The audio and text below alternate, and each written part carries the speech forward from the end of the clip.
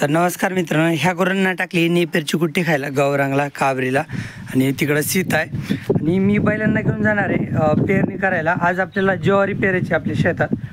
तर इथं बैलांना तर सकाळीच खायला टाकलेलं होतं. आता मी त्यांना कामावरच घेऊन जाणार आहे बैलांना.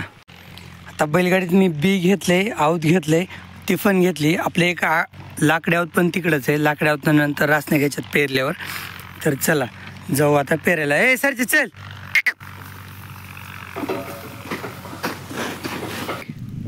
मित्रांनो, आता टिफन शेतात आणून जोडली, तयार केली. थोडंसं पेरलं आहे पण मी 8 तास वगैरे घेतले दोन्ही बाजूचे. तर आता पेरताना तुम्हाला सांगतो आपण पेरतोय कसं. ही टिफन आपण दुसऱ्यांची आणली, तो भैडू नव्हता का, त्या भैडूची टिफन आणली आणि दांड पण त्याचंच आहे. तर आपल्याकडे ह्या साईजचं दांड नव्हतं. ह्या टिफनीला तिच्या साईजचं दांड लागतं. म्हणजे ह्या टिफनीचं कसं आहे, आपल्या टिफनीपेक्षा मिडियम अंतरात आहे. म्हणजे आपली टिफन कमी अंतर म्हणतात तर लईच कमी अंतर, आणि जास्त अंतर म्हणतात एकदमच जास्त अंतर राहतं आपल्या टिफनीत. आणि हे जे अंतर आहे ना, हे दोन्ही लाईनच्या मध्ये 18 इंचाचं अंतर राहतं आहे. 18 की 12 म्हणजे बहुतेक 18 इंचाचं अंतर राहतं आहे दोन्ही लाईनमध्ये. तर हे 18 इंचासाठी तर ह्या टिफन बघा, ही मोठी आहे, आपल्या टिफनीपेक्षा मोठी टिफन आहे जरा. तर हिच्यासाठी ते दांड परफेक्ट आहे. तर त्याच्यामुळे ते बैलांच्या मानेवरचा जू आहे ना, म्हणजे त्याला मी दांड म्हणतोय, तर ते दांड पण ह्याच टिफनीच आणलं आहे मी. म्हणजे आपल्याला कसं ट्रॅक्टरनी जेवढं अंतर राहतं ना, तर तेवढं अंतर ठेवायचं आहे दोन्ही लाईनमध्ये. तर त्याच्यामुळे ही टिफन पण मी दुसरी आणली आणि दांड पण दुसरे आणले. आपले सगळ्यात शेवटचं शेत आहे. ह्याच्यात आपली चालू आहे ज्वारी पेरायची. तर हे ज्वारीचं आपलं घरचं बियाणं आहे हे. तर ह्याला आपण गंधक लावलं आहे, म्हणजे सल्फर आणि उत्तरा नक्षत्रातलं गोमूत्र आणि उत्तरा नक्षत्रातलं पावसाचं पाणी, ह्या 3 गोष्टी ह्या बियाण्याला म्हणजे बीज प्रक्रिया करून घेतली. म्हणजे याला चोळून घेतल्यात. तिन्ही गोष्टी ह्याच्यावर टाकून मिसळून घेतलं हे बियाणं. तर अशी चालू आहे आता आपली रब्बीची पेरणी. आणि मी ह्या टिफनीवर उभा राहून पेरतो आहे, कारण की बरेच दिवस झालं, म्हणजे एक 10-12 दिवस झालं पाऊस नाही ना. तर त्याच्यामुळे शेतं थोडेसे कोरडे झालेत. आणि अगोदरच्या शेतात मी असं आडवं आऊत आणलेलं आहे ना, तर त्याच्यामुळे शेत जास्त कोरडं झालं आहे. म्हणून मग मी टिफनी उभा राहिलो ना, तर बी खोल पडेल, खोल म्हणजे ओलीला बी पडेल. तर त्याच्यामुळे मी ह्या टिफनी उभा राहून पेरणी करतो आहे. आणि ह्या शेतात मशागत करताना म्हणजे आऊत आणताना मी आडवं आऊत आणलं आहे आणि आता उभं पेरतो आहे. कारण की जर म्हणजे बैलांच्या लाईन लक्षात यावं. जर उभा आऊत आणला ना, म्हणजे उभी मशागत केली ना, तर त्या लाईनी बैलाच्या लक्षात येत नाहीत, टिफनीची कोणती आणि आवताची कोणती. बैलांना लई लक्ष देऊन चालवावं लागतं. तर त्याच्यामुळे मशागत करताना आडवी केली आणि आता मी उभी पेरणी करतो आहे. तर चला आता पेरायला चालूच करतो. होईल लवकरच पेरायचं, कारण टिफनीचं अंतर जास्त आहे. उभा राहून मानल्यावर चिमण्यात चलतो बरं का, पण लईच बेजार करतो. उभा राहून टिफन मानल्यावर सारखं तासाच्या आत बाहेर करतोय त्याला. मग आणि टिफनीला कसं मारायचं जमत नाही. मग मारायचं जमलं का नाही, मग ते व्यवस्थित चलतो बरं का. पण टिफनीला मारायचं जमत नसतं, कारण की ह्या लाईन सरळ आल्या पाहिजेत. म्हणजे जेवढं शक्य ना तेवढ्या सरळ आल्या पाहिजेत ह्या लाईनी. आता पेरून तर मागास झाले. त्याच्यानंतर आपले लाकडी आऊत झुपले, लाकडी आऊत हाणायचं चालू आहे. त्या बांधापर्यंत हितपर्यंत आलो आहे. आता टाईम नाही ना, त्याच्यामुळे बनवलंच नाही. म्हणजे पेरायला चालू करायला उशीर झाला होता. तर त्याच्यामुळे बैलांच्या फक्त जागा बदलल्या आणि आऊत हाणायला चालू केले. आपले गावरान गुरं तिकडे चरायला आलेत. हे पांढरा दिसतोय ना, तर ते हिऱ्या बांधल्या. आजवर मोकळा सोडला होता, पण शेजाऱ्यांच्या शेतात जायला लागला. त्यांची सोयाबीन काढायचं होती, त्याच्यामुळे हिऱ्याला बांधले. बाकी गंगान त्या तिथं चरतायत. गंगान त्या नवीन बाकीच्या गाय तिकडे आहेत आंब्याच्या शेतात. आणि आपलं अवथाण्याचं म्हणजे एक मोकळा अवथाण्याचं चालू आहे. चल चिमणी रे, लगेच बेजार झाला की चल. बघा, हे असं मोकळा आऊत चालून द्यायचं आहे, कारण की ऑलरेडी ह्या शेताला लोखंडी अवताने आऊत हाणलेलंच आहे.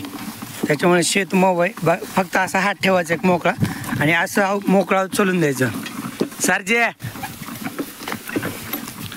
आणि असं चालू आहे आपलं आऊत हाणायचं.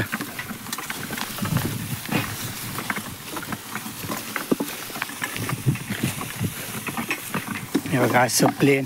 हा हात मी ठेवतोय म्हणजे दगडावरून उचलून बैलाच्या पायाला वगैरे लागू नये. नाही तर असं हात जरी काढला ना तरी मोकळा चालतंय असं. मित्रांनो, आजच्या दिवसात हे शेत पेरून पण झालं आणि रासण्या पण घेऊन झाल्या. मी बैल तिथंच आवतालाच येत आणखीन, कारण की मला ह्याच्यात म्हणजे ह्या शेतात पाटं काढायचे. पाटं म्हणजे पाणी देण्यासाठी ह्या शेताला भिजवायला ज्यावेळेस पाणी येईल ना, तर ते पाणी त्या पाटाने येईल. तर त्यासाठी मी बैलांना आणखीन उभाच केलं आहे. एवढे पाटं काढले ना, मग झालं एवढं शेताचं फिनिश. मग उद्याच्याला आपलं कुरड्यावालं शेत फिनिश करायचं. बैल आता रवंत करतायत, कंटिन्यू चाललेत. मी ह्या शेतात आऊत झोपलं ना, तर बैलांना कंटिन्यू चालवलं, कारण की उशीर लय झाला होता. आता रवंत करतायत. एक थोडा वेळ थांबवलं. मी काय केलं, लाकड्यावत काढून लोखंड्यावत लावलं, कारण की लोखंड्यावताने मला पाटं काढायची. अशी गोणी आणि दोरीमध्ये लावून पाटं काढायची. तोपर्यंत लगे बैल रवंत करायला लागले. हे बघा पाठीमागं असा पाठ होतोय. हा चल ए चिमणे चल. अरे झालं रे बाबा आता शेवट. बैल चांगलेच ताणलेत दुपारून. चल हे बघा, हे अशी माती बाजूला जाते, असा पडतोय पाठ. हा एक थांब. हे बघा असे मी 4 पाटं पाडले. सगळ्यात कडले तिथं दुसरा, परत इथं तिसरा. पाट कसे झाले तुम्हाला जास्त पण दबाव न दिला, म्हणजे ज्वारीची लाईन बिघडली नाही पाहिजे असे. बघा इथून एक खड्डा केला असं सरळ पाणी जाण्यासाठी. असे 4 खड्डे केले. ह्या रस्त्यातून पाणी आलं ना ह्या पाटाने, तर त्याला परत आडवं एक तुंबायचं, म्हणजे आडवी माती लावायची, म्हणजे पाणी इकडच्या बाजूला जातं आणि मोकळं रान भिजतं. अशासाठी पाटं बनवलेत. तर बैलगाडी घेऊन मी चाललो आहे घरी, आणि आपले गोरं इथं चरतायत. ते गंगा आणि राणी ते हे सगळे इथंच आहेत. खिलरी पण ह्यांच्यातच आहे, पण बहुतेक बांधलेली वाटते खिलरी, कारण की ते बाकीचे गुरं मारतात खिलरीला डेअरिंग. हे सर्जेराव चल. बैल इथं बांधले, त्यांना थोडा घास टाकतो इथं. त्यांना तसं तर घरी घेऊन जायचं आहे, पण आता जरा पाणी ताण लागले असेल त्यांना लई. जरा खा सर्ज्या, मारामारी करायची नाही, त्या चिमण्याला खाऊ दे.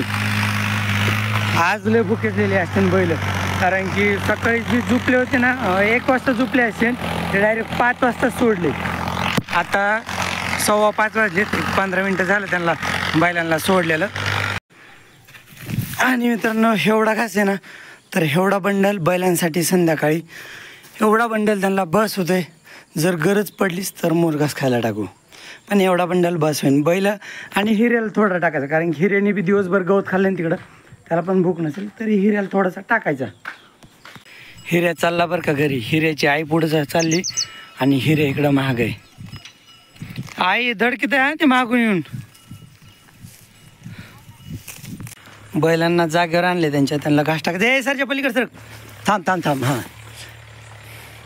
आज ते भरपूर भूक असली, तर आज भरपूर खाणार आहेत.